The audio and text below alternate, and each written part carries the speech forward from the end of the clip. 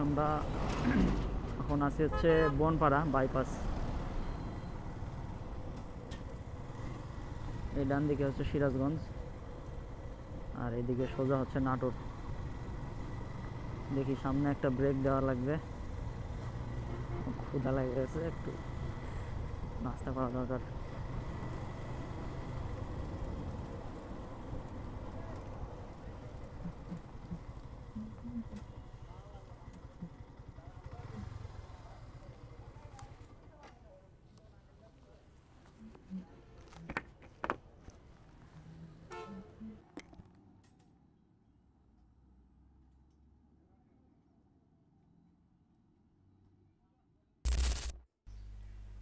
তো হালকা নাস্তার পর্ব শেষ।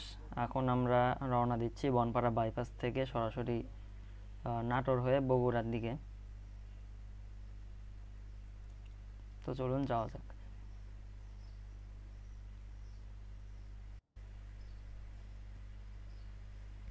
আর কিছু দূর সামনে এগিয়ে গেলে এখন নাটোর শহর, আর নাটোর শহর পার হলেই আমরা সিংড়া হয়ে বগুড়ার মধ্যে ঢুকে পড়ব। আর ওইখানটাই আমাদের গন্তব্য। এখন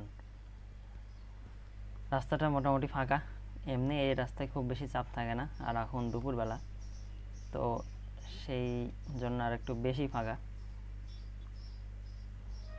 তবে বাসের চাপ একটু বেশি থাকে মাঝে মাঝে, কিন্তু আজকে একটু কম দেখতেছি, হয়তো দুপুরবেলা এই জন্য। তো টানা মোটামুটি 150 কিলো আসলাম, 100 আপ হবে, 150-র কাছাকাছি হবে, এখনও 150 হয় নাই। তো তারপর একটু ব্রেক দেওয়া দরকার ছিল, এই জন্যই দিলাম, কারণ তো মাঝে মাঝে একটু একটু ব্রেক দেওয়া দরকার।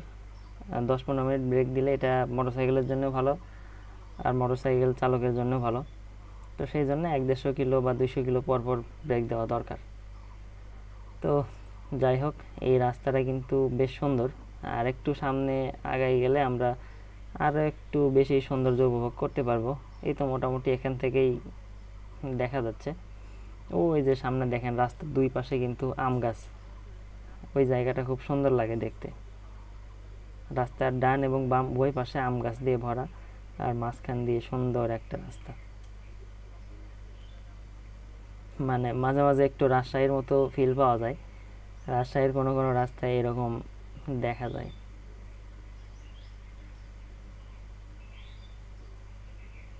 আর এমনি কিন্তু আজকে রোদ নাই, একটু হালকা কুয়াশা কুয়াশা ভাব, আর রোদ আজকে ওঠে নাই, হয়তো বা বৃষ্টি বৃষ্টি হবে এরকম অবস্থা।